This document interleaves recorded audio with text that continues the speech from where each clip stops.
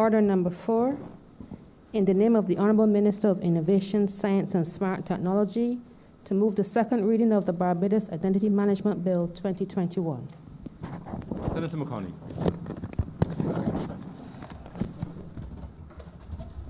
Thank you, Mr. President. You know, Mr. President, this Barbados Identity Management Bill comes to this chamber at a time when we as citizens and as workers and as students and as a society, we are still shifting and adjusting in our current circumstances to what many are calling the new normal. It is coming at a time too, sir, when we as a country have to be more forward-looking than this current circumstance and be looking at the next normal. And the next normal, sir, is the entree into the digital environment where we have already started, but it will be a continuing journey towards our digital transformation. Right now, sir, we are focusing on making sure that our people are able to survive now. But we also have to govern for the future. And sir, it is against that backdrop that this bill, and with that intention of looking towards the future, that this identity management bill is being brought into this honourable chamber. More and more people, sir, as you are aware, are moving online. And more businesses and governments are offering services online.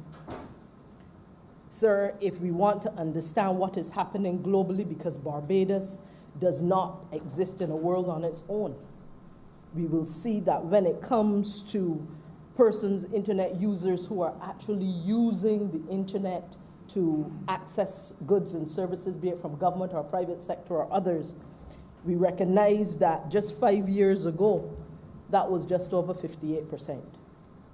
We recognize now, sir, that it is projected that by the end of this very year, that will be 65% of people using the internet who will be using it to access products and services. We are growing, sir. And that is just the e-commerce side of it. If we look also, sir, at the online documentation processes, you would have heard in the previous debate, Senator Boyce talk about people putting the workflows that deal with getting the paperwork done for various payments and other things, that those types of workflows and services and processes are now going online. And sir, if we also look at what is happening with regards to online, putting online, digitalizing and digitizing the processes associated with paperwork, sir, we will see, sir, that, for example, in the area of e-signatures, where people, instead of using a pen and paper to sign a document, they're now using electronic signatures from any distance, where they can sign a document electronically. Sir, that ballooned from 89 million to 754 million in just 5 years. Sir, this entire world of moving online, whether it's for e-commerce, whether it is to put your workflows, your processes to get more efficient and to be able to save onboard customers more easily and be able to save money, this entire world of digital is growing at an exponential rate. And so while Barbados might not be at the cutting edge at this particular point in time, we definitely have to be pushing to accelerate our journey, because it is not just the businesses and the governments who are actually pushing for this.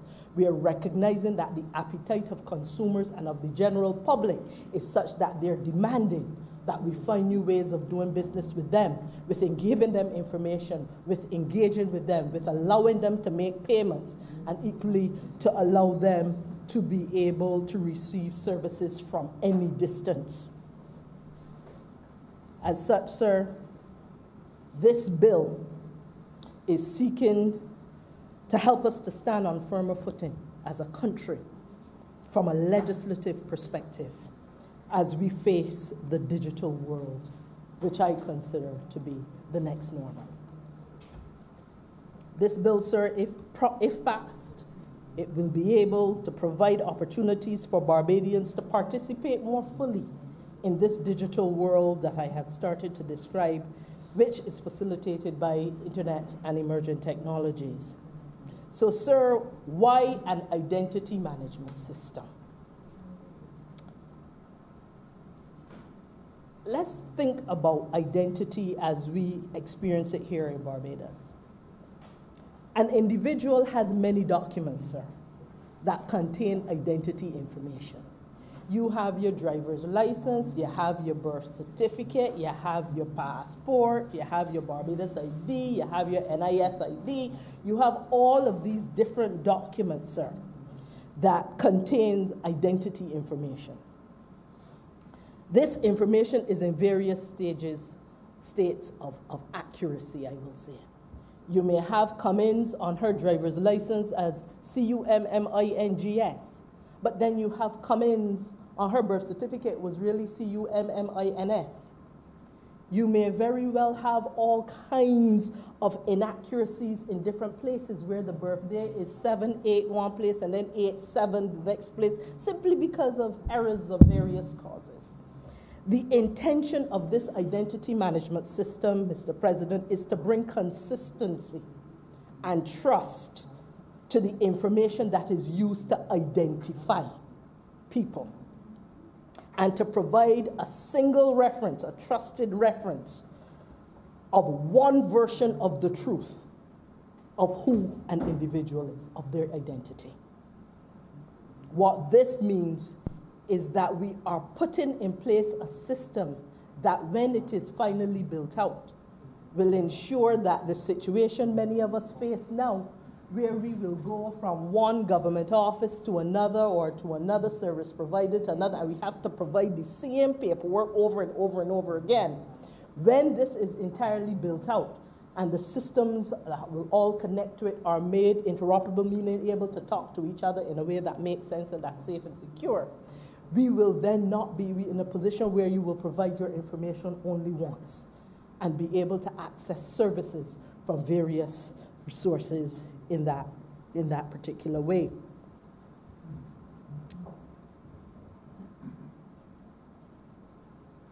I will not get into it right now because it's not directly related to the bill, but certainly it supports what we are seeking to do with the national ID in terms of making services accessible to people and allowing people to perform many different transactions using the digital ID, where we are in the process right now of putting together what we call an e-services platform.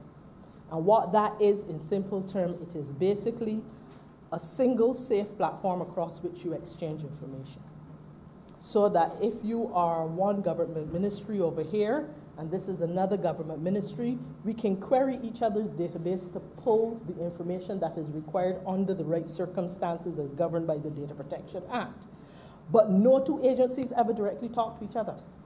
That e-services platform becomes the place you make the query through that platform. Platform takes it and then sends it to the next ministry. That ministry then sends back its information back through the platform. It is labeled, it is documented, you see who accessed the information, and then that information then goes to the other. So that there is never that direct link between the two, but that platform creates almost like a highway across which the queries and exchange of information will happen. And every single transaction is actually logged and documented in clear and specific ways that the citizen, him or herself, can then query who requested my data, when did they do it, and what was the purpose. When the system is fully built out, that is going to be one of the benefits of the e-services platform linked with the digital ID, where we can place all the services of government on that platform, and then we will be able then to use it as an exchange highway, data exchange highway. And that was just an aside, sir. So, as I said, this bill seeks to facilitate what is called a digital ID. Now, in Barbados, sir, we have come to associate our identity with an ID card, that little blue laminated ID card that we walk around with. But the truth is, that ID card is not your identity. It is a representation, a physical representation of your identity, because it contains information that will allow people to identify you as who you say you are. But the card is not your identity, it's just a token. It is just a physical representation of it. Just as you have that physical representation, you can also have a digital representation of your identity. And so a digital ID is simply that digital representation of a collection of information that identifies you as who you say you are. And that is a very simplistic way of my explaining what a digital ID is, but it is used for the purpose of understanding, taking out a lot of the technical language out of it. Now, the important thing about a digital ID is that it is a way that someone can authenticate you and say that you are who you say you really are when you're online. Just as our physical ID, you can take your physical laminated ID, sir, and carry it and give it to somebody, and they will look at the picture and they will look at you and they will now say, okay, yes, you are who you are, and they will look at your signature and compare it to another signature and say, yes, this is who you really are. And that can only work if you are physically with them, or if you send a letter and tell somebody they can carry this and then they have that authorization. What is happening is that this is an analog ID card, but we're living in a digital world. And while it has served us well since 1979, or thereabouts, it is not necessarily the type of identity that is going to take us into the next normal, where we are living in digital. And therefore, we need the type of identity system and mechanisms and tools and tokens that will allow us not just to be able to be identified online, but that we can also carry our identity on our phones. And so this will enable not just the smart card, which is a token that carries the data on your identity, but it is also, you can also have a replica of this on your phone, whereby you can now have a mobile ID, and you can choose to do one or the other. You can choose to do both, whichever you would choose, sir. Now, I want to speak a little bit, sir, about the new smart ID card, which is a token that carries information about you as part of your digital identity, sir. Many people have raised questions as to what it is and what information will be on it. Sir, the simple way that I can explain to this chamber and the people of this country about the new national ID, let's break it down into three things. What is on the card, which you can actually look at and see and read. What is in the card, which is on the chip that is embedded in the card. And what is accessible using the card, which means it's neither on it, you can't see it, it's not in the chip that's on it, but by using it, it gives you access to some other services or information. What I would say to you, sir, is that what will be on the card is explained within this bill so that you know exactly what you will be able to see on the card. I am just going to go through a few of them, but certainly they're already in the bill. And as I call them out, you'll notice that there are no more, well, just one or two things a little extra that you currently have on this same ID. Your full name, your ID number, your date of birth, your sex, your nationality, your date, the date of expiry of the card, your photograph, your signature, nothing unusual. What will also be on, sir, would be other data such as your residency status and your, for example, disabilities. And I want to have that conversation because when we met with the community of persons with disability, there was quite a debate as to whether or not we should have on the card, meaning that you can actually see when you look, whether or not we should put disability there. And what that community determined as we were designing, they determined they want to have the option. Because there were some persons who wanted to have it on, simply because they did not have the ability to speak and communicate with people, and so they wanted, when they have to use their ID, for people to see right away that they have some type of particular disability. There were some persons who are on the autism spectrum who said, yes, they definitely want that, because sometimes it can be that challenge. There were other persons, other members of that community who for various reasons said, yes, we want to have the option for people to know, one, there's a disability, and we want the option ourselves to determine if we want that disability identified.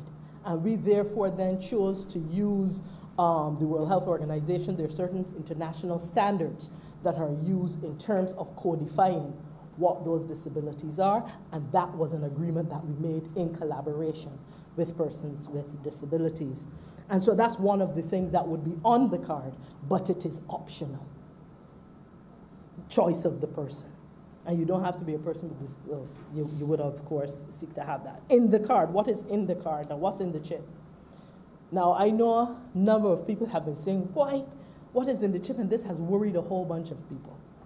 What we have done is we have made sure that what is in the card, what is in the chip is really what's on the card itself. So what you can already see on the card, which would include a digital representation of your photograph and other things. It will also have your place of birth, and it will also have the verification certificates that said, yes, indeed, this is true and legitimate, and you are part of the National Register, and you have got your issuing certificate that is part of that chip. No, it will not have on health information. No, it will not have on your address.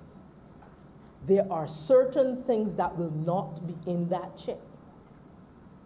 There are certain things, remember I said there are three things: what's on it that you can see, what's in it that's in the chip, but what can be accessed by it.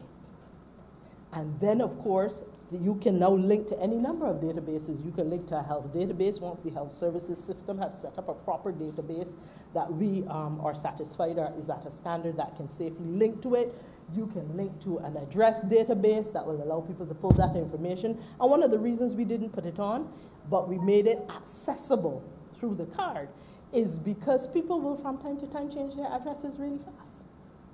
And we did not want that you have to bring back in your card to get things changed because it was written on your card, because that would mean once we print it on there, every time you change your address, you have to come in and change it. That did not make sense. So therefore, you can access that through a safe interface that's being created, and you can then update that from time to time, and as it updates, the card automatically will be able to pull from that secure database. And I went a little off there, sir, because I know that there were a number of questions about what is and isn't on it, in it, and accessible by it, and I want people to know that no, some of the rumors that I have heard out there are definitely not true. Now, what will you be able to do with this ID? One of the things that we will be able to do now is that we have consolidated your driver's license with your national ID. So you don't have to walk with a driver's license and walk with your ID.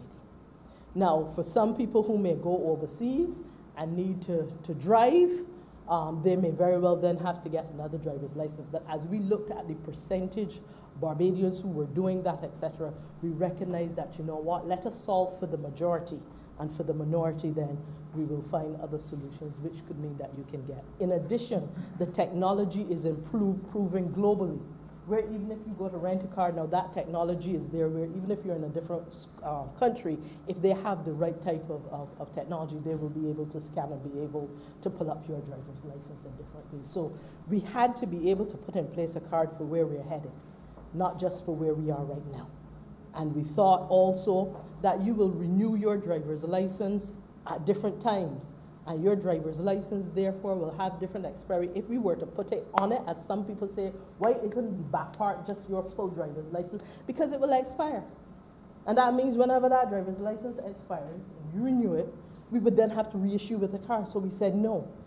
One of those things that you will be accessible through it would indeed be your driver's license, and as that database upgrades, so anyone who scans your card will be able to see your driver's license in its updated state.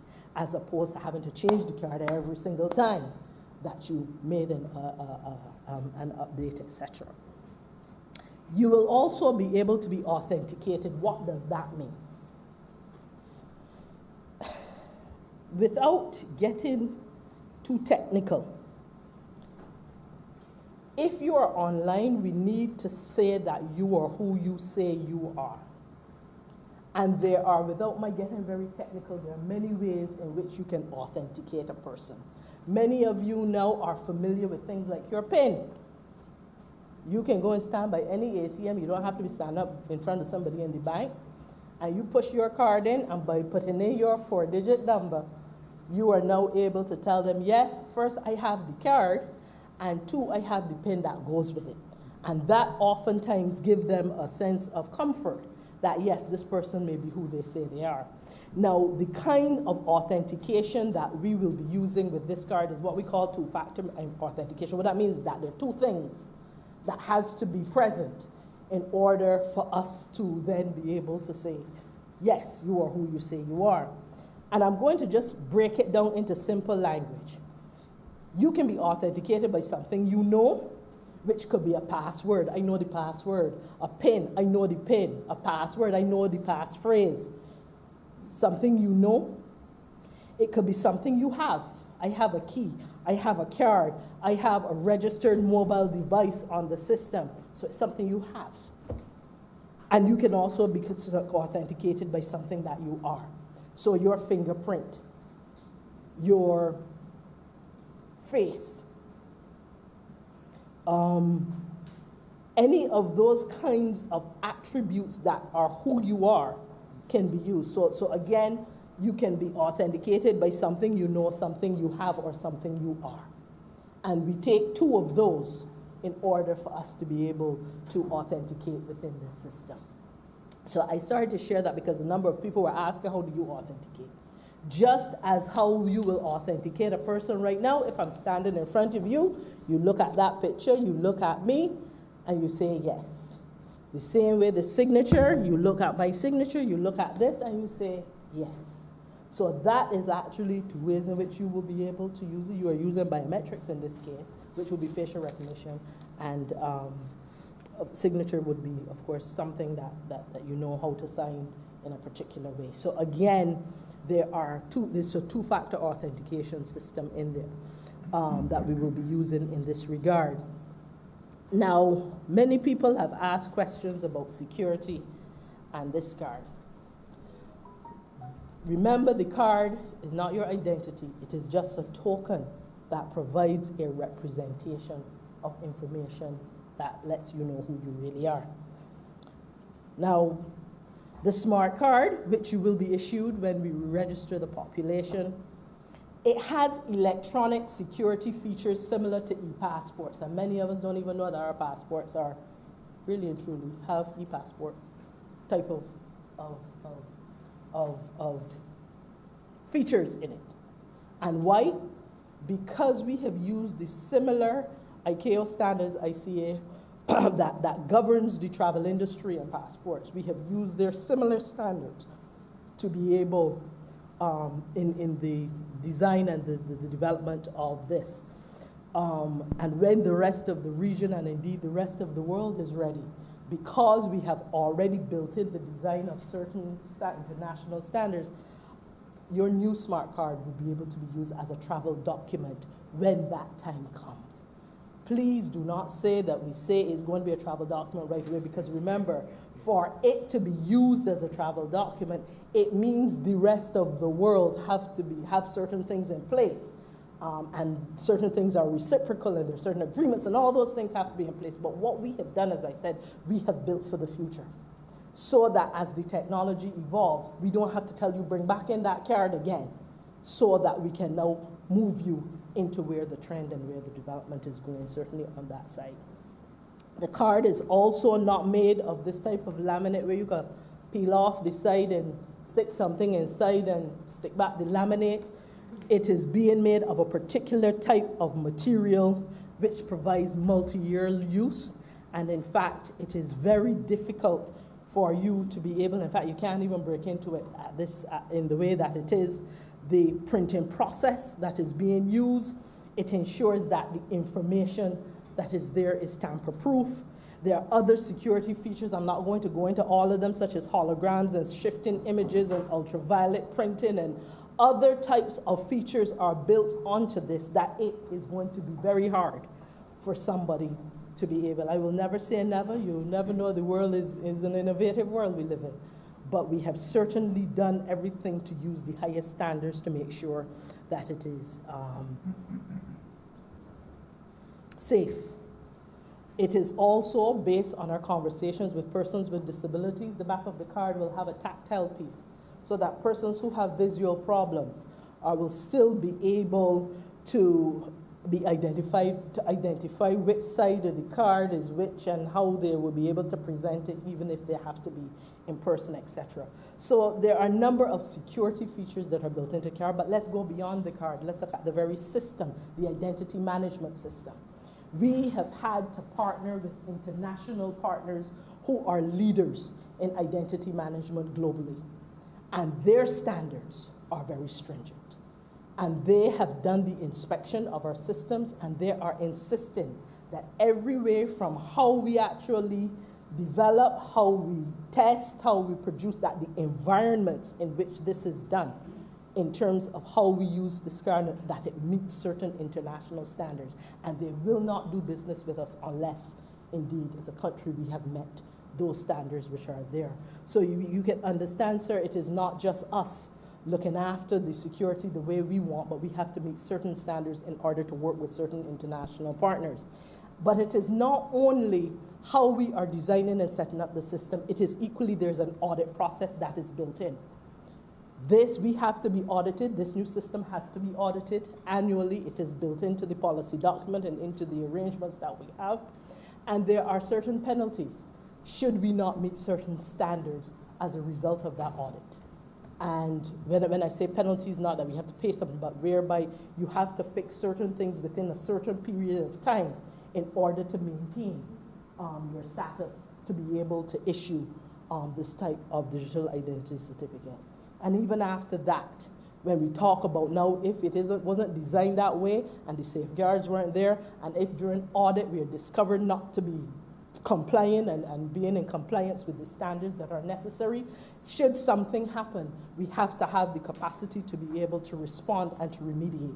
And built into that policy is a matter of within how many hours you have to be able to do certain things, recall certain certificates, stop certain things, report certain things, etc. So there are standards that are built in that allow our response. So it's not just how you design it and how you're going to audit and be able to remediate, but equally how you will be able to respond in the event that something happens. All of those are built in to the system that we have signed on to, and we are bound by those standards. This bill, sir, as we go through it, is very specific in terms of how, if we look at part 2, which is clauses 4 to 9, sir, it identifies who shall be obligated to register. Indeed, if we look at clause 5, it gives you the list of persons who are obligated to register. In other words, you don't choose to register or not. The truth is, if you do not register, you will not have the same privilege and access to services in some ways. It's impossible for us to authenticate you online. It's impossible for us to do certain things. In addition, you will discover that your ID, your old ID, will expire 12 months after the coming into effect of this act. And so it behooves everyone to really and truly make sure that once the act comes into effect, that you're able to go through a process which has already been set up by the electoral department, others to be able to help people get re-registered in a very timely manner. And let me take this opportunity to share a little bit about that. Part of the pilot that we will be running as we start to re-register the population for the first time, the population of Barbados will be able to register online. And I want to be able to break that down. What do I mean by that? There are 3 steps in that registration process. There is when you register or you present yourself, where you say, my name is Kay McConney, This is my age, this is my date of birth, etc. So I have now presented that information. The second step now is that has to be verified. So there need to be evidence that proves that what I have said is the truth. And then the third step is my actually getting my ID. So you've got the registration or the presentation of yourself, you've got the verification of what you claim to be the case, and then of course you have the issuance of your document. And according to the standards by which we do have to operate, at least one of those steps must be done in person. And so even if you were to present your information online, one of the other two steps will have to be done in person for us to validate and authenticate you as who you really are. And so that, you will hear a lot more about that because that whole re-registration process will be done through the electoral department, and they have already put a plan in place, and they have started to recruit their teams and to get ready to be able to move. Of course, this time has certainly slowed us down, this COVID time, but we will certainly be ramping up as soon as we can in order to be able to move this process. And you will hear more about that in due course. As we look, as people are registering, and we look at the particulars of, as I said, what will be kept, the information and the data that will be kept in our national register, you can look at Schedule 1 of the bill to be able to get the details. We talked about the presentation of document and the need for evidence to establish the truth. There are also procedures for registering, which I shared some of them just now. And we talked about fingerprinting, where I know a number of people were concerned that are we going to have these fingerprints, and can we get now a number of people, including some persons who are older, including some persons with disabilities, the community of persons with disability have asked that fingerprints be an option. Fingerprints are not mandatory. They are there for those people who choose to provide them as a biometric, as part of their identity. A number of people have said they have arthritis and they're not able, or they have some kind of illness that doesn't allow them to sign or write. Some people have said, for whatever reasons, they're unable to write. They may not have the literacy level, and they have said that there is an interest in then using something else that is incontrovertible, in this case, the fingerprints. So fingerprints are not mandatory. They are an option. And in any case, you can choose to give all 10. You can choose to give just the pinky on the left hand. So you can choose to give all 10 prints. You can choose to give 1. You can choose to give 2. You can choose to give whatever you choose. That is an option where the person gives their consent, and then, of course, they choose how many digits they would wish to have in the system. And no, the fingerprints are not stored on the chip either. In fact, there is without going into the technology, for those who know a little bit of technology and those of you who like to research, there's a hash system that is used, whereby once you give your fingerprint, it is given in such a way that we cannot reconstruct it after it has been taken. And what will happen is we can compare what they call one hash, one print that is provided to the hash that is in the system. Again, I don't want to get into all the technical details at this time because that's not the purpose of this bill, is just to let you know. But the truth is we have no way of reconstituting that fingerprint after, immediately. But there is a system. I'm sure the technical people at the right time will be able to explain that. But the bottom line is, 1, it is not mandatory. 2, if you choose to give it, we are in no position to be able to reproduce your fingerprint in anywhere. And no, it is not stored on the chip either. All right.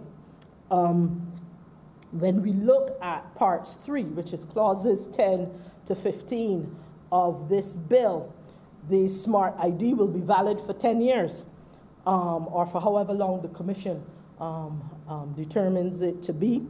The card, we know what it will have on it, we know what it will have in it. We can look at Schedule 5 to be able to get a little bit more detail. The card will be free of cost to first-time residents, to registrants. However, if you damage or you lose the card, you would then have to pay for a replacement. And if you look at the 3rd schedule to this bill, it certainly outlines what those kinds of costs would be. But of course, the card will be free, given free to those who are eligible to be part of the National Register as an outset. And then there are some exemptions. Even if you lost it and you damaged it and you're over 65 or you're a person with disability without the ability to pay, et cetera, there are, again, within this bill, the exemptions under which that fee could be waived or where you can be exempt from doing certain other things. Now, just as it is with your passport, this card belongs to the government of Barbados, so the government of Barbados has the right to revoke it at any point in time, just as they do your passport or anything else. It is no different than what it is now. Once a card is replaced or it is expired, you have to return the old one. So you don't get to keep bits, two sets of cards. The Commission, of course, has the power to ask that the card be surrendered for various reasons, and they are outlined in Clause 15 on page 26. Your use of ID. Now, you can use your ID the same way that you use this ID, this laminated ID right now. You can choose to use it only like this if this is the only way you want to use it. But understand that there are other services that will be brought on in phases. Not all services will be accessible right out of the block, because each of them takes a different infrastructure and different kinds of resources to be able to make sure we are maintaining the right kinds of standards, et cetera, et cetera. And so what we will do is we will start adding those services over the next several months, so that as they come on stream, you can then say, I want to use my ID, my smart card to be able to do this. I want to use my mobile ID to do whatever. We are not forcing anyone to, but understand that you can choose to use your smart card the same way you always have, or you can choose to use it to access the additional services that will be available for your convenience, that is also safe, that will likely be at a lower cost, and to be able to make your life just that little bit more easy, a little bit easier. Now, when we look at Part 4, it looks at the issuing of credentials. That is somewhat technical, and I will leave it for you to look. But basically, this is the credentials that say that this is a real and legitimate ID that you got from the identity management system, and there are a bunch of certificates and other things that go as a part of it. Finally, Part 5 deals with security, confidentiality, verification, and information sharing. You do know that we do have the Data Protection Act that has been passed. It has not been proclaimed, but it will be shortly, as it is important for us to be able to do that before we actually roll out this idea, and things and work is afoot right now to ensure that that can be proclaimed. I was informed that the Ministry of the Public Service has now moved closer towards selecting the Data Protection Commissioner, and therefore, once the Data Protection Commissioner is on board, as well as the Act proclaimed, we will be in a much better position to develop the regulations and be able to roll this out. There are options that we have available. We are determining at this time we may be able to proclaim part of the Act that doesn't require regulations and then proclaim the rest of it at a different time. We are now working through that, but do know that that Act will be proclaimed, and that the relevant personnel will be involved at the very top as the Data Protection Commissioner in order to help Barbados to be able to navigate its way through here. Part 6 speaks of complaints and appeals. I will not go into that, Mr. President. And Part 7 deals with offenses. And I want to talk a little bit about offenses, because people will find inventive ways to be dishonest. People will seek to impersonate. People will seek to tamper. People will seek to manipulate data. People will seek to do many things. And certainly this Act addresses these things. It anticipates that they may very well be. We know that most Barbadians are honest people, but there are some people who are not as honest as the majority of us. And therefore, we have to make sure that there is a law in place that deals with unauthorized access and people seeking to get around the system or to trick the system. Nothing is foolproof, but we have certainly done our best to cover as many holes as we can at this point in time, and no law is static. As we learn and as we go through this process, we will continue to tighten and to strengthen and to make sure that we have the right kinds of systems in place. Now, there is a number of other clauses that are here that I will not go over, because I am unaware, sir, that my time is drawing nigh for me to conclude, but I want to talk a little bit at this end about communication. Now, when we have had, when I say we, I mean the Ministry of Innovation, Science and Technology and the Electoral and Boundaries Office under the Cabinet Office, which falls under the Prime Minister, the Honourable Mayor Motley. We have been working in collaboration with a number of entities, public, private, and priority communities like persons with disabilities and others who have been a part of that. They have been a part of the steering team that has been set up, which includes National Insurance Scheme, the Welfare Department, Licensing Authority, the Immigration Department, the Barbados Banking Association, the Association with Responsibility for, Oversight for the Credit Unions, Electoral Department. There are a number of public and private entities and priority communities that have been a part of the steering team that is making this happen. We also started consultations since last year. In April, May, we started consultations with the police because, of course, if you're now going to have your driver's license, they have to have the ability to scan and read, and they need to understand, need to let us know what has to be on, etc. With the police, with the Insurance Association, with the Transport Authority and the PSV operators, with the Welfare Department, with persons with disability, with the Central Bank, with the Intergenerational, and recently, just a couple of weeks ago on January, I believe it was the 22nd of January, we had focus group with regular everyday public, different age groups, different genders, different levels of savvy with technology, etc. And they looked at the system that we were putting involved, and they also were able to vet the communications that we will shortly be moving out into the public, and they gave us their feedback, and we have made. So consultations have certainly been wide. We have been doing it over a period of months, and really where we have reached today is because of the input of a number of players, and I want to thank them for the input they have made so that we are now able to take it to the wider public with a full understanding that this was truly a contribution by the people of this country in terms of where we have arrived. I will not spend a long time on our communication plan, but I will want to share with you that we want to build awareness, public awareness as well as business awareness, because you will have both producers of the ID and consumers of the ID. Many of the businesses out there who will want to authenticate people and onboard customers without necessarily having the person have to be in front of them will be able to access and use this system in a way that is beneficial and reduces their onboarding costs and really and truly the whole efficiencies in their systems. In order to do that, it will take time to build those relationships and to make sure that the system is ready and that they have the technology in place that allows their systems to talk to ours and to be able to derive the benefit from it. We are in consultation with those. So there's that awareness at both the public and the business level and the governmental level.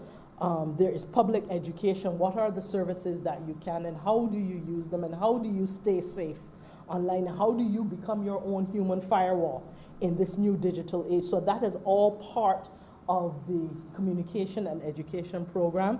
There will be mail-outs to the home. We have already designed it, and in fact, the focus groups that we have had of regular everyday citizens have vetted them and told us what to change when the language needed to be different. Does it need to be prettier? Do you need a picture here?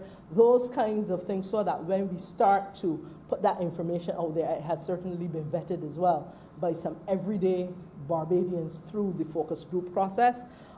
As I said, there'll be mail-outs to home for people who are not digital and they're not on social media and would prefer to have a piece of something in their hand that they can refer to. We recognize that there's that part of the society as well. There'll be billboards, there'll be radio, there'll be television, and there will also be, we recognize that many people, in order to get on board, to have an uptake, will actually need somebody standing and holding their hand through the process as they learn. And so we have got a team of digital ambassadors and others of different ages that we're constantly recruiting who will be able to be there just as we have been there for them at different times during the last couple of years as the public has chosen to uptake some of the services that have been in place. There will also be influencers of various demographics who will be able to appeal to the particular groups who will be a part of this. Mr. President, I could go on about what we have done, but I believe, sir, that I have spoken about why the identity management system. I have spoken about what the digital ID is and all the not all, but a significant part of the key things the public have been asking about where it is concerned. We have been able to look at the communication, and we've been able to look at this bill itself. In conclusion, sir, I want to say that the government, we really have to start engaging now on the implications of the global trends on our everyday lives. And even if the technologies, and even if citizen behavior, and even if citizen education and our policies are still developing, we really have to start moving. And it is just part of the iterative world that we are part of now, where you start and you learn and you grow and you develop as you move forward. Those countries and businesses, Mr. President, who can go ahead, who can get ahead, and who can work to understand their unique circumstances in this world that is emerging, these are the ones who will be able to position themselves to take a strategic approach to managing the changes in the short term, and equally to being able to seize the opportunity over the long term. It is with these few words, Mr. President, that I beg to move that this bill be read a second time. Thank you very much, Senator Mahoney. Senator Greenwich.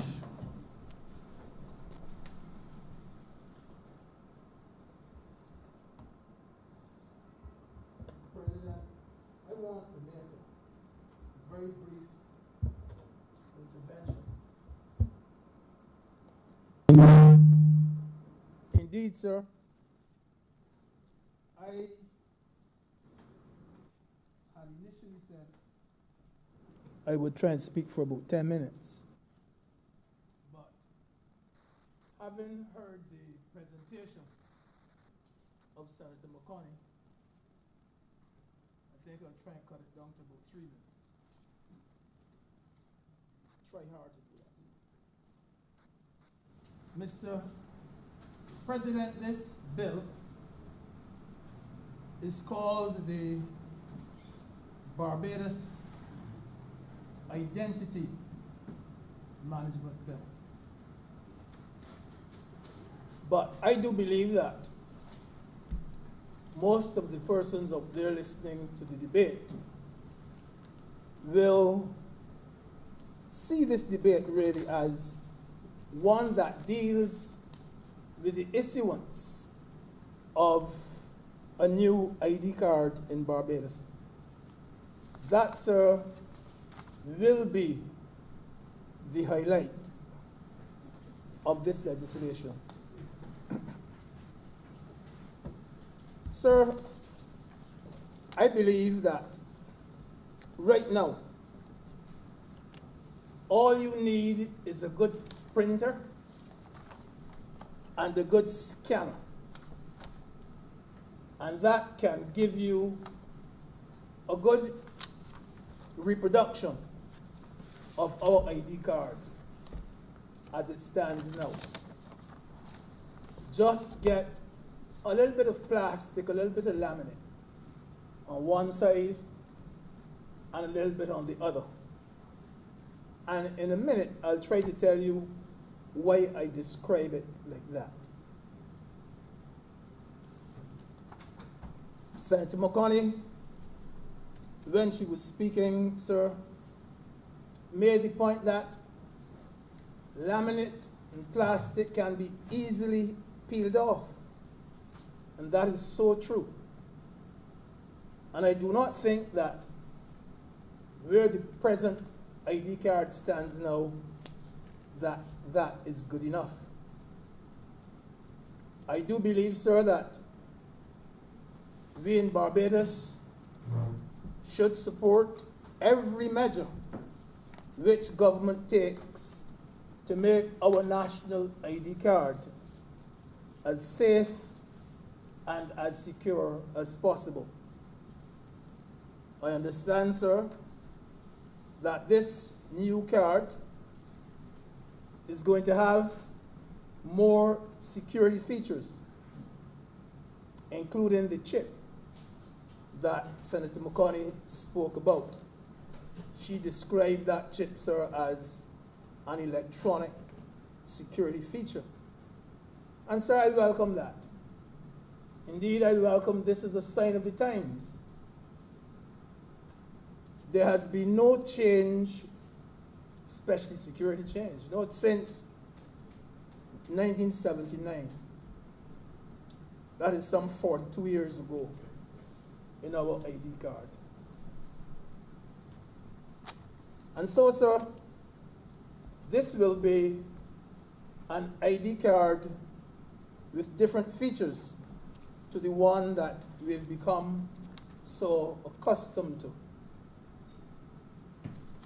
It will be, as the Senator described, a multi-purpose card, which will incorporate your driver's license and your fingerprint, which is optional, as she has said, and volunteered disability information, again optional. And I have to say that sometimes I know that people are skeptical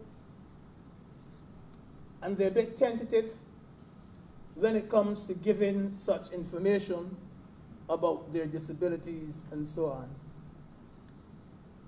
But I have known of cases, sir, where allergies and the fact that someone had a bracelet because they were allergic to whether it be penicillin or whatever it was, that saved their life. And sir, such information can sometimes be extremely beneficial to the person, in this case, who will be carrying a card.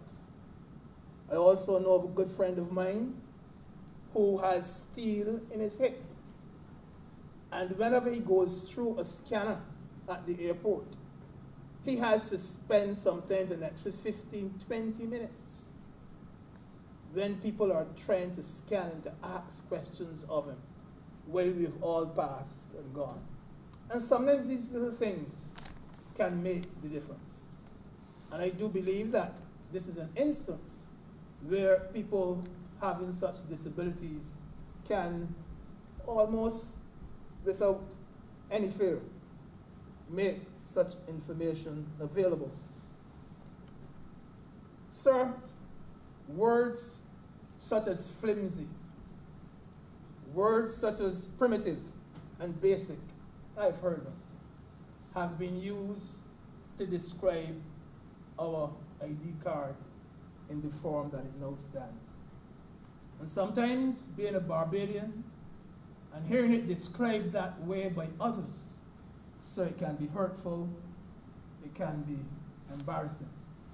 And I do believe, sir, that we were badly in need of an upgrade.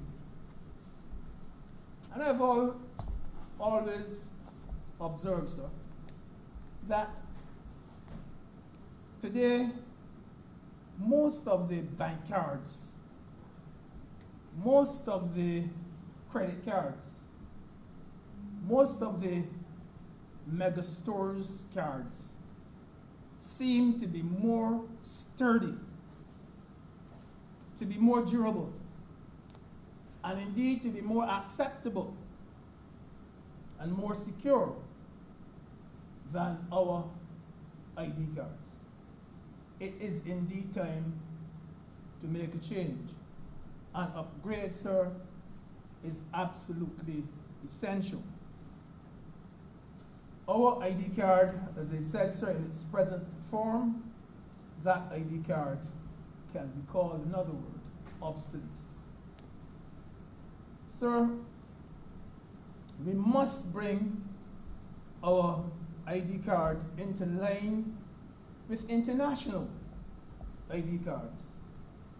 Internationally, sir, we have been lagging behind. As Senator McCauley says, this one now, we are meeting international standards, and as she says, we must be up to date or else. I recall being in Miami a few years ago. And there was a young lady at the bank who was insisting that I show her 2 pieces of ID. I had my passport, and I showed her my Barbados identification card. And it was there that I got that description. She said, this looked like a piece of paper covered with plastic. Piece of paper covered with plastic. And that wasn't all. A trip or 2 after that, at the hotel,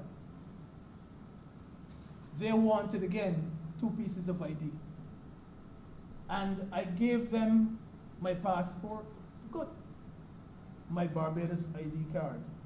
It was a check-in. And I almost didn't get the room. You know, they refused to accept the Barbados identification card. And strangely enough, they accepted my driver's license. And I had to explain and virtually argue with the receptionist that in any form of ranking anywhere in the world, a driver's license should not take precedence over an ID card. A driver's license, Barbados driver's license, taking precedence over a Barbados ID card. So it would appear that in many instances, the Barbados ID card as it stands now is almost limited to use in Barbados only. And sad to say, because it is so basic an ID card, it is not accepted in many places. Has very little information on it. And I remain of the view, sir, that if it is made more official looking and carries more information on it, it will become more widely accepted. People can be desperate, people from all walks of life, sir. And they say that, in fact, it can also give you another experience recently, not recent, it's about 2 years ago, which we had as we were just about to play a game of cards in the evening. We didn't even want to play those cards, because the discussion was centered around how desperate people can be. There was a story on the US, one of those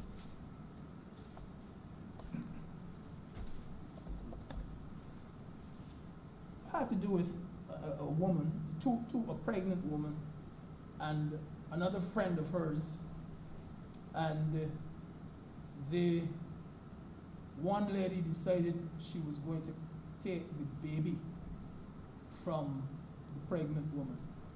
She wanted the baby so badly that is what she did. Actually murdered the woman to get the baby. And that started the argument. And he's arguing about that, how desperate some people can. Why am I saying that, sir? I'm saying that, sir, because Barbadians who live here in Barbados may never have to be desperate when it comes to getting a Barbados ID card. We may never have to be desperate, because our status is assured, and we don't have to go to lengths to get one. But, Mr. President, there are some non-Barbadians who want to live and who want to remain in Barbados even more than some of us do. And they have their reasons. And some of those reasons are desperate reasons. And these persons, sir, are willing to go to lengths to get a Barbados ID card. There's one gentleman I have every right to believe him for where he works. And he has told me that he was offered $20,000 to obtain a Barbados ID card for a non-national. They're willing to pay money to get the ID card. Sir, the Barbados passport and the Barbados ID card have always been in high demand in this region. It is common knowledge, Mr. President, that persons belonging to other Caribbean jurisdictions have come into Barbados and have tried to forge an ID card. You see, sir, it is easier for them to get a United States visa if they have a Barbados ID card than with their own ID card. And so they're desperate. Sometimes it has to do with someone who is living here and who wants to get surgery at the Queen Elizabeth Hospital, and they know that if they have a Barbados ID card, they may not have to pay. They're desperate. And I have known about 3 or 4 examples of young ladies, not Barbadians, who were pregnant and who wanted to have a child born in Barbados of Barbadian parents and who needed the ID card to prove that they were Barbadian. Sir, one of the main reasons why we do not get thousands on top of thousands of ID card fraud in Barbados is because in most cases that you need an ID card, you have to, as a stepping stone, get a birth certificate, a Barbados birth certificate first. And that is where a lot of the problem comes.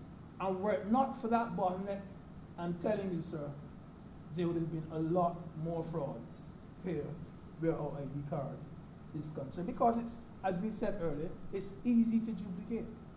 But you have to get over that hurdle. Sometimes that's the only thing. You know, sir, you will go into a district, you will find out the name of this young person, 30 years or 38 or whatever who has died, and you try to impersonate that person. And so what the fraudster does is to get the name, Geraldine Clark, she's the one who died. And now you have to go and get a birth certificate for Geraldine Clark before you can get that ID card. And so you apply for it. The person goes into the registry, they apply for the birth certificate, and then they have to answer some questions because you don't just go and apply for it and get one. And you need to give them some information. Mother's name, that's Geraldine Clark who died, give her name, father's name, because you need this information. Sometimes you might have got the birth date from someone in the district. But here you are now, and you are in front the deputy registrar, assistant registrar, whoever is going to get the birth certificate for you, the officer in charge. And when they ask these questions, I have known of a case where the young lady who was actually sitting down making the application was in so much trouble and was sweating so much, asked to be excused, and never came back. Never came back. That hurdle sometimes, getting the birth certificate can be sometimes an insurmountable hurdle.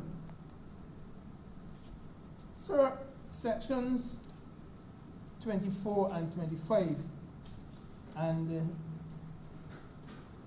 it says a person who impersonates, that's section 24, or attempts to impersonate another person, whether dead or alive, real or imaginary, by providing any false information, is guilty of an offense and is liable on summary conviction to a fine of 40,000 or to imprisonment for 6 months or both.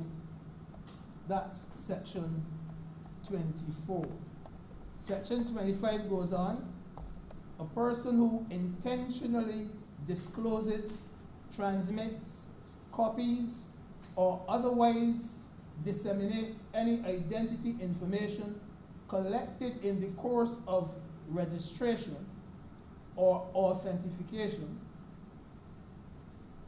to any person not authorized under this act is guilty of an offense and is liable on summary conviction to a fine of 40,000 or an imprisonment for 6 months or both.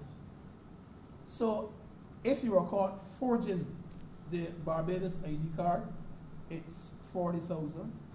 And if you are assisting that person, it's 40,000. I think, sir, that is sufficient to act as a deterrent. Personally, sir, I would have rounded it off at 50,000. I think that 50,000 has a bit more magic in it than 40,000. But I can live, sir, with the 40,000. Because one thing I can say, sir, is that there should be no little slap on the wrist when it comes to forgery of our ID card.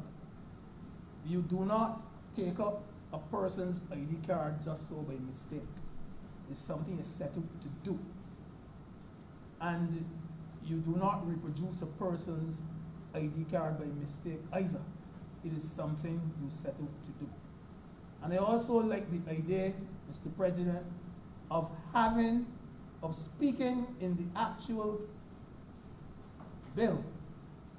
You don't go outside the bill, but you speak in the actual bill where the offense is committed, and you tell them there what the penalty is actually in the bill itself. I like that idea. I think it has become very fashionable, and I agree with it 100%. So, I remember saying I was going to speak for 3 minutes, but it seems as though we've gone over there just a little bit. A little bit. Mr. President, I am not going to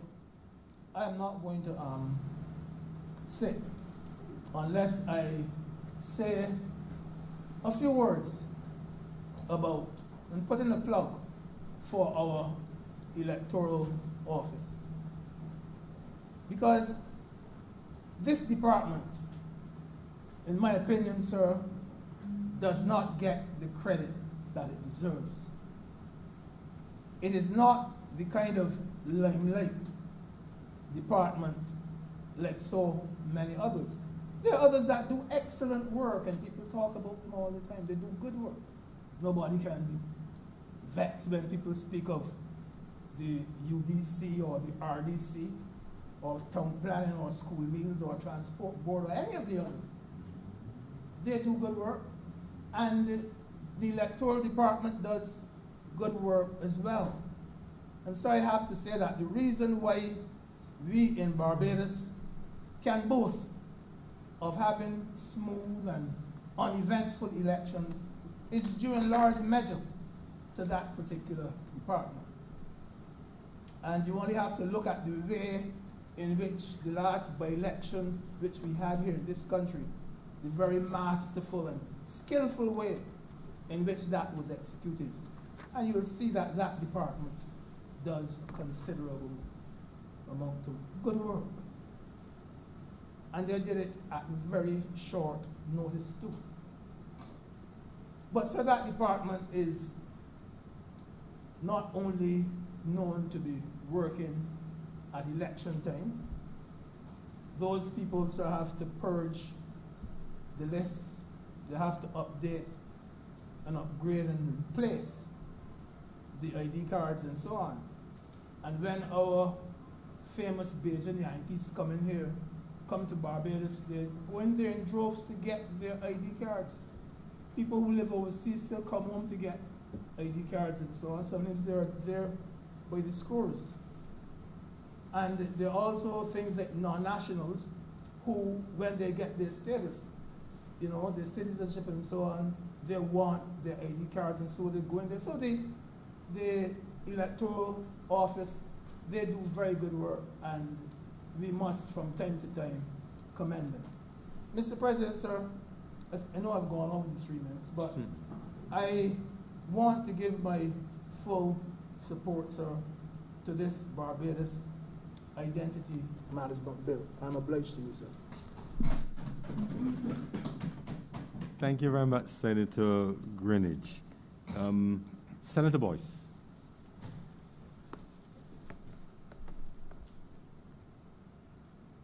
Thank you very much, Mr. President. You know, Mr. President, there's an anecdote that if you hear a lawyer say they're going to talk for a few minutes, make yourself comfortable and prepare for a long haul. So when I saw the Deputy President indicate he was speaking for 3 minutes, I immediately turned to my colleague on the right, social distance, and said, I actually had to write it. I think I have it here. I said, when a lawyer says he will speak short, expect a long speech. So here's the evidence, sir, maintaining my social distance as we were having our tete-a-tete. Now, Mr. President, I rise to have a discussion about this legislation, and I was here for the entire proceedings this time, so duly armed with the different points of discourse, I would like to make a contribution to the same. Firstly, sir, I've heard all the mock sport about our card, and I brought mine. Maybe just to show some people that it's blue. I don't know, Mr. President. I have my ID card here, sir. And this card has been with me on some very wholesome adventures, sir. And just as indicated by other members in this House, it is somewhat subject to scrutiny when it's deployed as a form of identification in a jurisdiction other than ours. So certainly, there can be no doubt that there is a need for modernizing this item, which I was set out by Senator Greenidge, was last done in 1979. However, sir, I believe that there are 3 major issues which we need to be mindful of in light of this process, and is a process which is necessary given the fact that the period from 1979 to 2021, approximately 2 generations, sir. And now we have a generation that certainly resides more in this world and in the digital one with an equal amount of time. And it's not just the youngsters, Mr. President, but certainly a very large part of the population finds themselves indulging in the virtual world that's passed on by these devices, sir. And I'll come back to that. Sir, the said device which I just held up, being a smartphone, indicates one of my major concerns with this proposal, wherein that we are seeking to modernize our identification system, but we have to be mindful of the likely misinformation, and that's putting it at the lower end of the spectrum, or the probable deliberate disinformation by persons who seek at this time to create mischief. Sir, we saw what happened when the vaccines were first being rolled out, with persons who had time on their hands were making videos suggesting all manner of things in relation to that which was actually done. We have a scenario here where we're having a discourse about improving the ID card and in bringing certain information to bear with regard to its utilization. This time, sir, when persons are at heightened awareness, we need to be careful. We need to be careful how we roll it out, and I was very comforted by the words echoed by the leader of government business with regard to this bill as to how that will be done. But first concern, sir, relates to the reference to the issue of biometric data, which will be included in reference to the card, sir. Now, sir, the biometric data is data relating to the physiological, or behavior characteristics of the individual. In other words, sir, the unique ID that constitutes who you are. Now, this data itself falls under the definition of sensitive personal data and therefore triggers the obligation of the Data Protection Act and, of course, the attendant penalties of any breaches of such an act.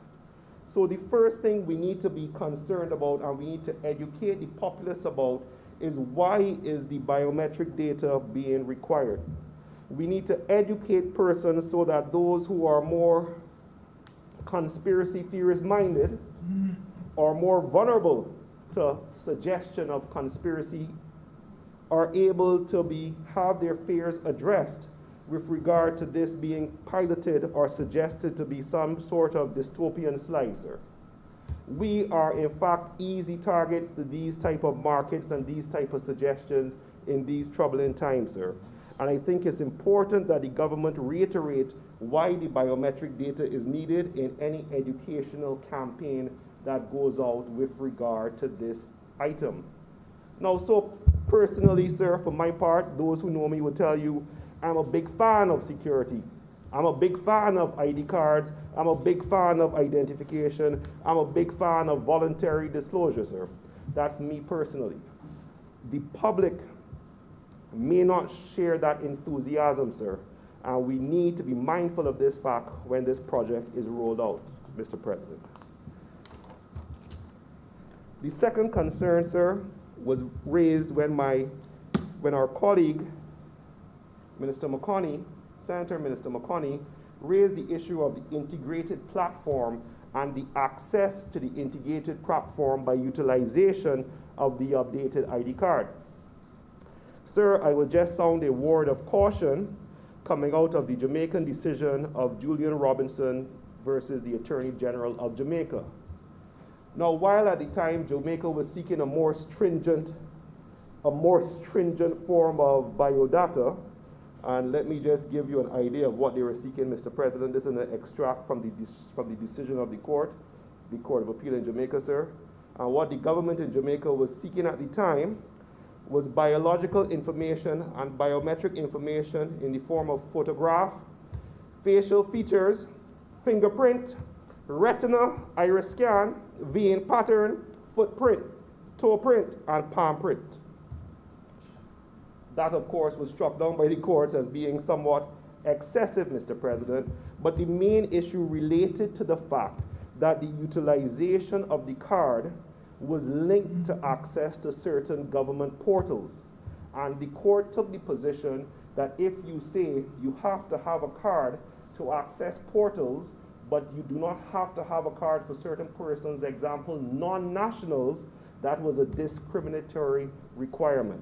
So we need to be careful when it's rolled out, and I'm sure that the government will be getting the necessary legal advice to ensure that there is no breach of what is the safeguard to allow all persons to have access. In other words, if you need to have this card to do government business, you need to have a workaround for persons who wish to do business without the card, or else it's going to be a case of discrimination, I submit, or at least someone will raise a challenge to it. And the authority is clear, and it's there for those who wish to go and have a look, sir. What I do like about it, and as we are at the point of the Jamaica situation, was that this proposal or this legislation requires that consent is the key. And I think that the government should be commended for the fact that any form of biodata which is to be given in terms of the fingerprint has to be given by consent. And Mr. President, I was speaking with a friend of mine from the Malta Hill Poet Society, and he indicated that when we travel, we have no problem going to the United States and giving up our identification to get inside the United States. However, that is an option. That is a choice. Some may say, as a Barbadian, why do I have to give up my fingerprint to get access to the card? And that is why I like the fact that it requires the consent of the individual. This is the type of educated position that needs to be pushed, because there will be misinformation about this. There will be disinformation about this. There will be persons who will seek to link this to the situation currently with the vaccine just for the sake of wafflessness, Mr. President. And the government needs to be able to counter any fears that are raised, whether they are raised from a sensible position or they are raised from a position, sir, of fear. Sir, the third point relates to the security of the information held. I believe that Senator McConney has indicated how this is to be done by the third-party providers and the strictness of the tests. I would, however, say that in the recent JAM COVID web portal expose, sir, and it's available on the news to see what happened, in Jamaica, the third-party experts who were hired to provide the online platform for the COVID patient information in Jamaica has now been subject to scrutiny because of allegations that that information was not secured. When you're dealing with biodata, when you're dealing with this type of sensitive information, you need to be clear that you have the necessary protective mechanisms in place to ensure that is not violated, because it is such a juicy right target for those persons out there who will seek to utilize this data, and not for the examples given by the Deputy President. The examples given by the Deputy President, sir, are clear, are real. But in this world that we existing now, in terms of the most valuable resource being information, persons seek to have access to this biodata to allow them to do certain online transactions, certain ID hacks and other threats to less a security but more of a financial gain by their activities. Fourthly, sir, this information in terms of the register is not going to be accessible to the public. And I haven't had time to drill down on it, but I believe that we should be sure and we should be educating persons the difference between this list and the list of electors in relation to the Representation of Persons Act. In that one is available, so persons like Deputy President Greenidge can go through and do his list checking when he needs to do his list checking. I've only heard about it, sir. I wouldn't know how it's utilized, but I understand that politicians need that list for whatever activities they may be doing when they're out in the huskins, sir. And the difference between that list and the National Register list, I think, needs to be made clear so that persons who have any questions would understand the difference and which one is security and which one is public. Sir, at the end of the day, these steps need to be taken. The key is how we bring across, and I was very glad to hear it mentioned with regard to the education plan. Now, the education plan, sir, needs to be tied in with the rollout of the data protection education program, which is supposed to be brought out to educate persons with regard to the obligations under the Data Protection Act. Of course, that would have been impacted by COVID, sir, but if we are going to be rolling out this piece of legislation, it is my suggestion, sir, that we deal with the data protection updates to the relevant parties, and I believe that Senator McConney has indicated that this will be done, but I think we need to do it in a way where it's done in an accessible format. And I do recall, sir, I don't want to age myself here, but we need to almost have a 2021 Giganambu, which gets the message across to persons who may not necessarily be as up to date with the fancy messages which you may receive via your phone and social media. The point is, sir, that in these times, with the disinformation, with the misinformation, with the vaccine rollout, with what we have seen in terms of the rise of conspiracy theories. Sir, I will refer to my group chat again. I've done it in this house once before. I'll do it again. Sir, I have some very close friends, all of whom I can say, sir, are educated beyond 2 or 3 schools, sir. And even within that chat, sir, Occasionally, a message will find its way which causes me disappointment. And these are educated Barbadian sons of the soil, sir. So what happens when these messages find themselves in other places without someone to say, this is nonsense, why are you posting this? It is clear that there's misinformation. It is clear that there's disinformation. If we're doing a new ID card, we're doing an ID card with a chip, we're doing an ID card with biodata, we're doing an ID card where a vaccine is being rolled out. At the same time, there are going to be questions from the public, and I wish the government the best when they roll it out, because it's not how you start, it's how you finish, to counter the message that will be out there by persons who do not necessarily have the Barbadians' public interest at heart. Thank you very much, Mr. President. Thank you very much, Senator Boyce. Senator Maynard. Thank you, Mr. President. I am not a lawyer, so I can be brief. Mr. President, it is timely that the Barbados National Identity Management Bill has come to this House directly following the debate and the passage of another bill this morning. And some time ago, there was an extensive public Joint Select Committee report on the Data Protection Bill in 2019. And this bill and its success hinges on the enforcement, Mr. President, of some of the commitment made in that bill. When we issue an ID card that has a person's personal biometric data, we are responsible for making sure that it's not given out to persons or agencies that are not authorized to have it. And in Section 8, I think, of the Data Protection Bill, it speaks to enforcement. Recently, we had in this country a breach of a bill only passed last year. I'm told, because I've not seen it, that on WhatsApp there appeared list of persons' names with their IDs who were allegedly COVID positive. And Mr. President, if you're going to set the rules by which you must live in the country, you have to enforce the penalties. So while we're in here debating the future in terms of our ID card, we've had recent breaches, really serious breaches in the Data Protection Act and leaking persons' private information. And no one so far has been hauled before the courts for it. So it worries me that we will set the rules, lay them out very clearly, but we may not be enforcing them.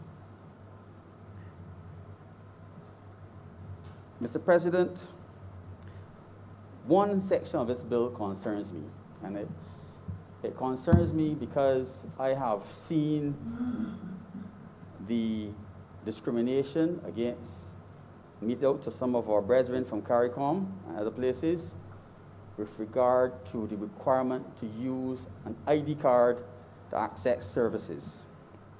And in this bill, Clause 5, Section 10F, specifically says that a person who is not registered under this Act shall not qualify to access any service or goods which require the presentation of an identification card to obtain such services or goods. And I see discrimination from the point of view of medical care, Mr. President, when persons are at their weakest, where persons are kept waiting extraordinarily long and sometimes are denied service because of the requirement to have an ID card.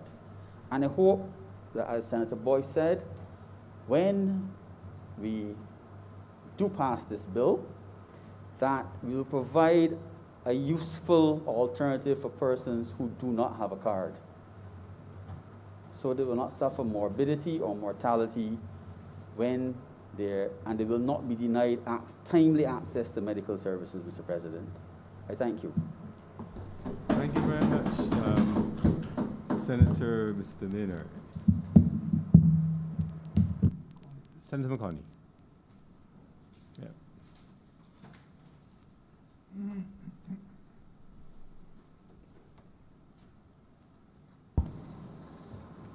Thank you, Mr. President.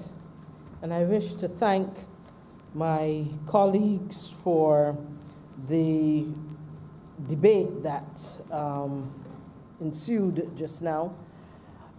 Senator Greenidge really welcomed the replacement of the card with another one, and he spoke about the fact that he thought that the penalties that were there were sufficient and that it was an important signal for us to send, that people could not seek to get around the system and make mischief without being subject to some kind of penalty. Senator Boyce, I want to say I thank you for raising the situation of being mindful that there's misinformation and disinformation of mischief makers, people who are willfully out there seeking to make mischief. I know that there is not much we can do with regards to people who are free to say and do whatever they like. Freedom of speech has its own set of limitations as to what we can do. However, what we will seek to do is, to the extent possible, make sure that we provide official sources of information and encourage the public to say, if you don't see it from these sources, it may or may not be true. But at the same time, make sure that we are responding in a timely way to those issues that we recognize can gather legs and truly create far more havoc. One of the questions that you asked, you spoke about, was the whole idea of biometric data being required. Please note, the only piece of biometric data that is required is a photograph, which is the same thing that's on your current ID. We are requiring no additional biometric data than what already exists as part of your ID. What we have said is for those who wanted to ask for it and choose to, it is by choice and consent that you then may provide your fingerprints, and at that point in time, you choose whether you provide one, all 10, but there is no obligation. It is entirely optional. You give consent, and you make that choice if you so choose. And then we have put certain things in place to ensure that that fingerprint cannot be exploited in a way that will go against the laws of this country. You also spoke about raising the difference between the national list. Right now, no Barbadian can go to the electoral department and say, give me all the information on everybody who has a national registration number. You can't go and do that and then get that information. Likewise, you cannot get access to the full national register. However, just as it is now, there is an electoral list that will be produced, and that electoral list is available for scrutiny under certain conditions as set out by the electoral department. So understand, there are some people who have said they're concerned that the national register is not going to be at the open to the public. Currently, the entire database of people who live in Barbados and have a national registration number is now available to the public.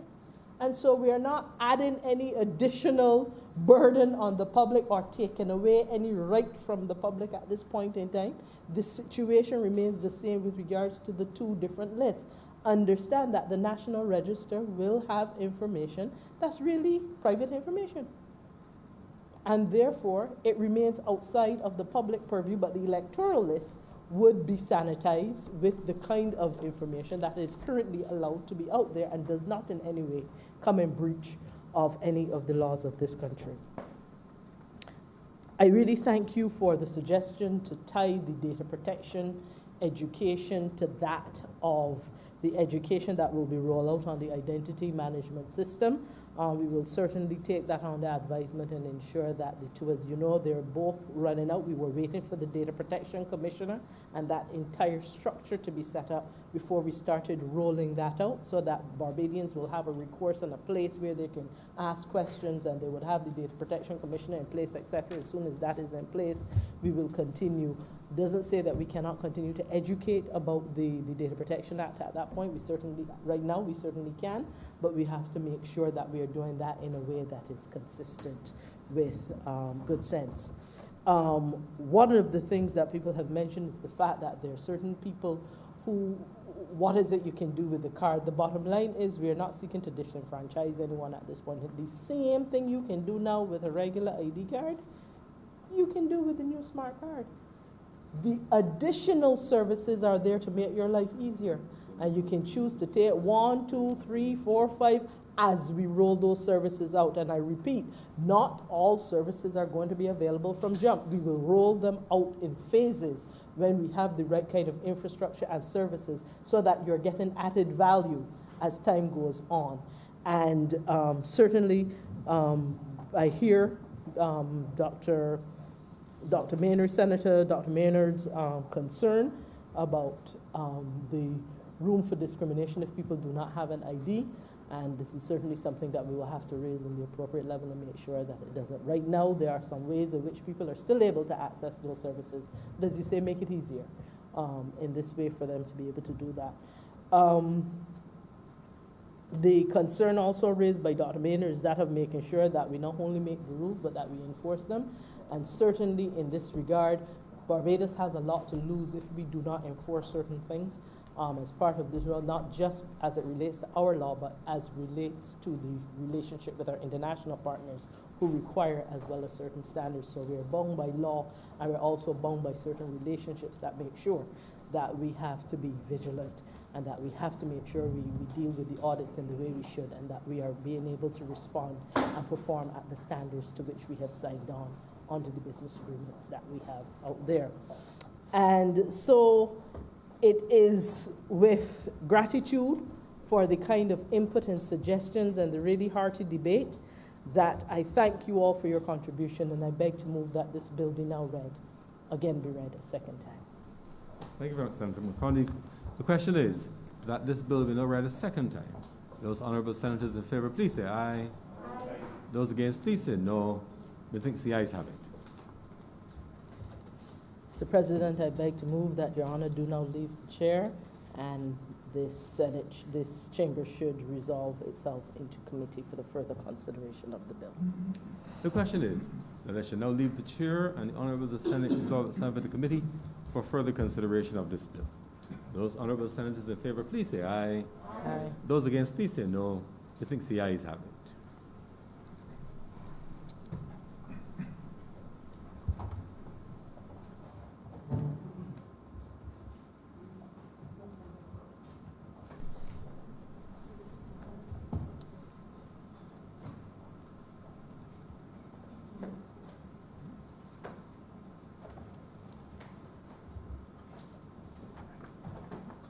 Senate is now in committee.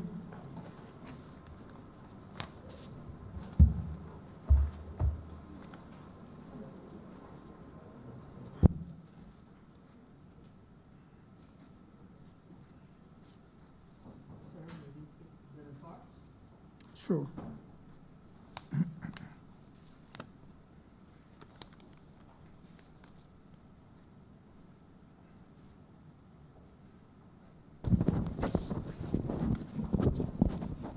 Part 1, clauses 1 through 3. Mr. Chairman, I beg to move that Part 1, clauses 1, 2, 3 stand part. The question is that Part 1, clauses 1 through 3 stand part. Honourable senators in favour, please say aye. Aye. Those against, please say no. Methinks the ayes have it.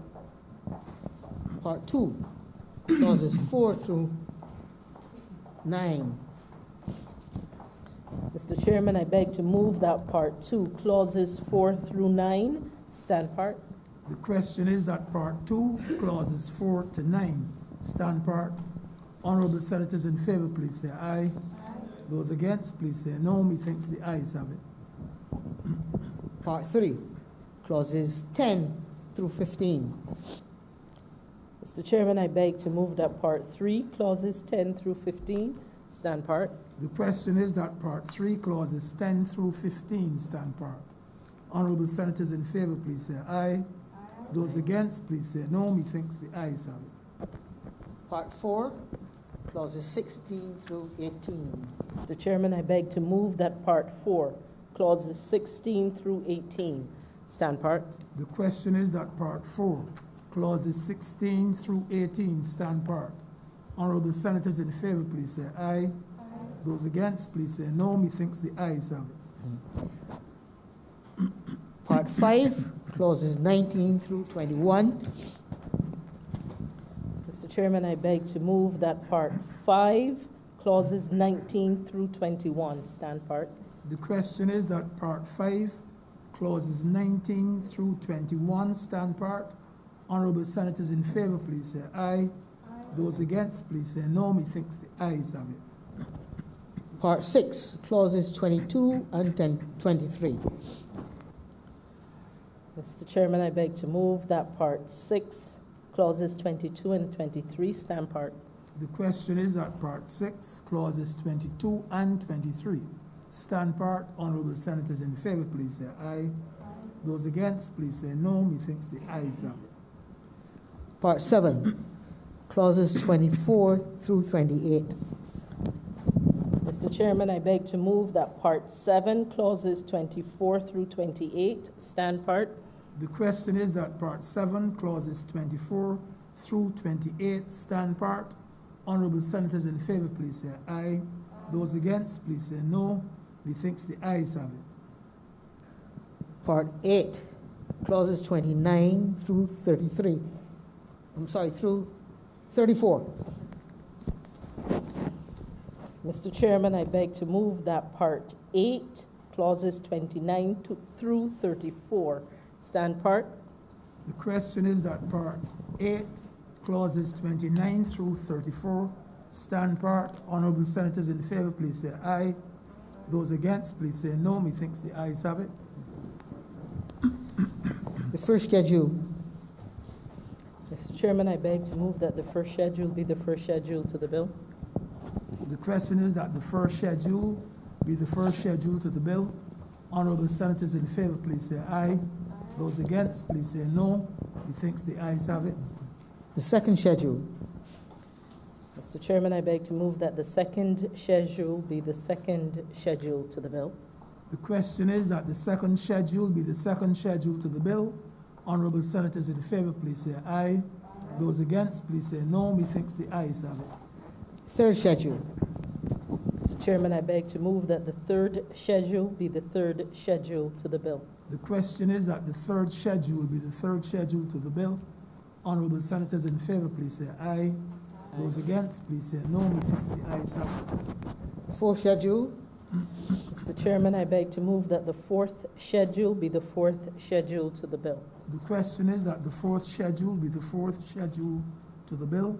Honourable senators in favour, please say aye.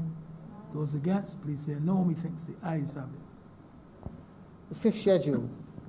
Mr. Chairman, I beg to move that the fifth schedule be the fifth schedule to the bill. The question is that the fifth schedule be the fifth schedule to the bill. Honourable senators in favour, please say aye. Those against, please say no. Methinks the ayes have it. The sixth schedule. Mr. Chairman, I beg to move that the sixth schedule be the sixth schedule to the bill. The question is that the sixth schedule be the sixth schedule to the bill. Honourable senators in favour, please say aye. Those against, please say no. Methinks the ayes have it. Mr. Chairman, I beg to move that you do now report to His Honour the President the passing of one bill in committee. The question is that I do now report to His Honour the President the passing of one bill in committee. Honourable senators in favour, please say aye. Those against, please say no. Methinks the ayes have it.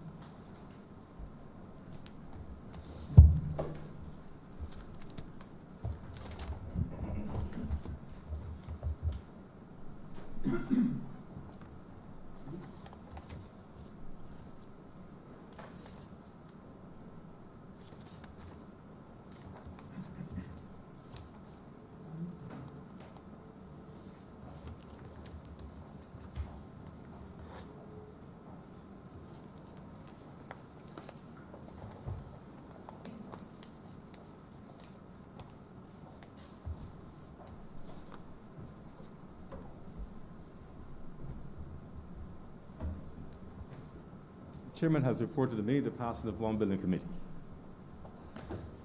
Mr. President, I beg to move that this bill be now read a third time. The question is that this bill be now read a third time. Those honourable senators in favour, please say aye. Aye. Those against, please say no.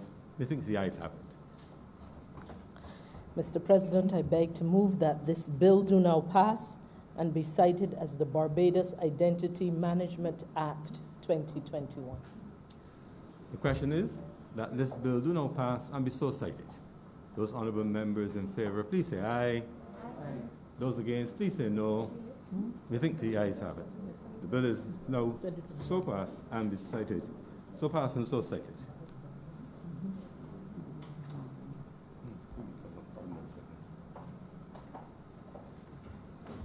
President, we'd like to introduction of bills. Introduction of bills.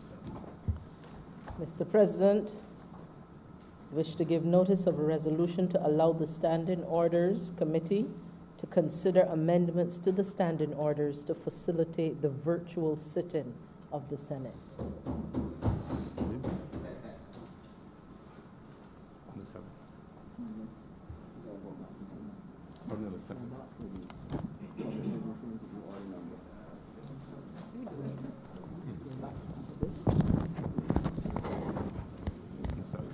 Mr. President, revert to public business. Public business.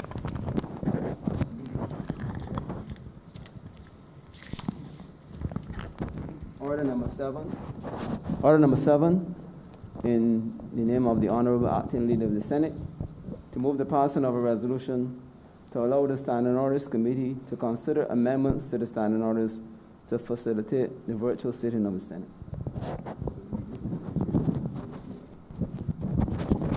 Whereas by proclamation dated the 26th of October 2020, Parliament was empowered to meet from the 27th day of October 2020, with some members present in the chambers and others participating virtually for the purpose of complying with the protocols relating to physical distancing. And whereas it is desirable that the Senate should meet in that hybrid format, thereby necessitating an amendment to the standing orders. And whereas, in accordance with Standing Order 60, this matter should be referred to the Standing Orders Committee for its consideration, be it resolved that this House empower the Standing Orders Committee to consider the said amendments, dated this 24th day of February 2021. Mr. President. Mr. President, I beg to move that this resolution do now pass. The question is that this resolution do not pass. Those honourable senators in favour, please say aye. Those against, please say no. We think the ayes have it. Resolution is now so passed. The matter, in accordance with our standing orders, will be passed to the Standing Orders Committee. And members are aware, I'm sure, of the membership of that committee. It's in the order paper. So please, those members expect to be contacted in short order to go through the details. And the Standing Orders Committee, in accordance with the standard orders, must submit a report for the approval of the Senate in order for the standing orders to be changed.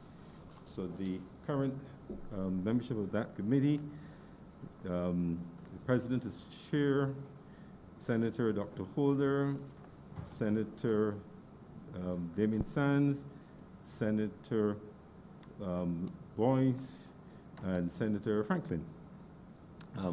So we shall deliberate on that matter in short order and be able to revert to, and hope to revert to the Senate at its next meeting.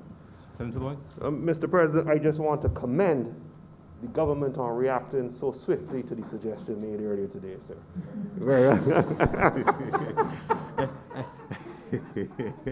I thank you, Senator Boyce. we had reacted before you came, before you said it. But we were happy to repeat our reaction. Thank you very much for adding some humor to our proceedings. Mr. President, the business of the government has now been concluded, and I now beg to move that we suspend that we adjourn this sitting, sine die. The question is that the business of the day being concluded, the Honourable Senate be adjourned sine die. Those honourable members in favour, please say aye. Those honourable senators against, please say no. We think the ayes have it. This Senate is accordingly so adjourned.